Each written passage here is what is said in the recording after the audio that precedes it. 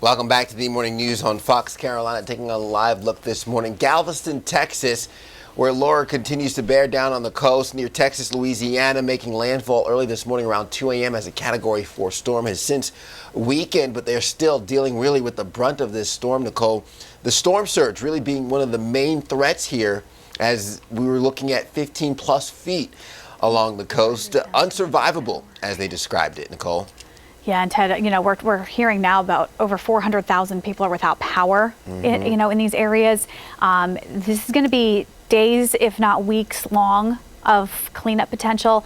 We haven't even seen the worst of it. Our local sunrise comes up in less than an hour now. It's going to be a little over an hour and a half before we start to see it there. And I'm really, I'm not looking forward to seeing what that looks like in the daylight, because the hurricane did make landfall in Cameron, Louisiana, just off the coast there of Louisiana and Texas border at around 2 a.m. our time, 1 a.m. middle of the night their time, 150 mile per hour max winds at landfall in Cameron. And even though the storm is beginning to weaken, it still has 110 mile per hour winds within that central eye wall.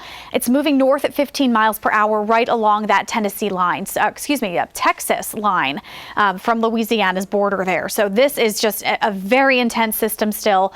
No longer classified as a major hurricane, but still a hurricane nonetheless, moving inland in Louisiana through Arkansas tonight and then into areas as a depression as it weakens further as we get into tomorrow and into Saturday as well. The track currently has it moving north of our region. For us, that's good news. We'll see some wind and some rain, possibly a couple strong thunderstorms, but the severe weather threat as the system breaks down will mainly be toward I-77 and eastward. So our local area is slightly less at risk of that, but we still will find some impact from the remnants of Laura as it passes by. Current conditions show dry weather locally. A couple clouds may pass through between now and the afternoon, and we may find a few typical thunderstorms popping up in North Carolina and possibly the northern upstate late this afternoon. Tomorrow's another pretty typical summertime day. Sun and clouds, hot temperatures, and again, a small rain chance late in the afternoon to early evening.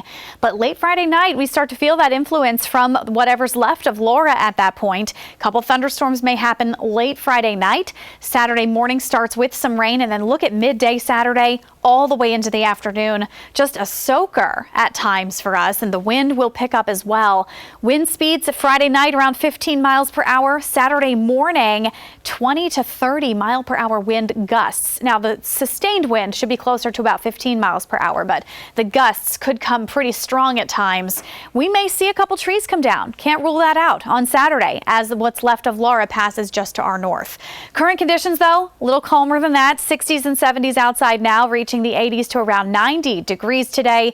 We're going to rate your day an 8, just like yesterday. And tomorrow should be pretty similar, though a slight increase in that rain chance. Saturday is the stormy day from what's left of Laura. And then Sunday, we can get outside again. 80s with sunshine. Let's get to the roads now. Chris, what's happening in traffic? Now let's get to your riding forecast. Sorry about that. With your riding forecast sponsored by Harley-Davidson of Greenville. If you are riding this weekend, I'd say do it on Sunday. Riding Saturday is just not a good idea with the wind, the rain, and the storms coming through. Sunday looks hot and dry at 89 degrees. North Carolina, Sunday's your day to ride as well. Mid-80s with some sunshine. Saturday, gusty wind and some strong storms.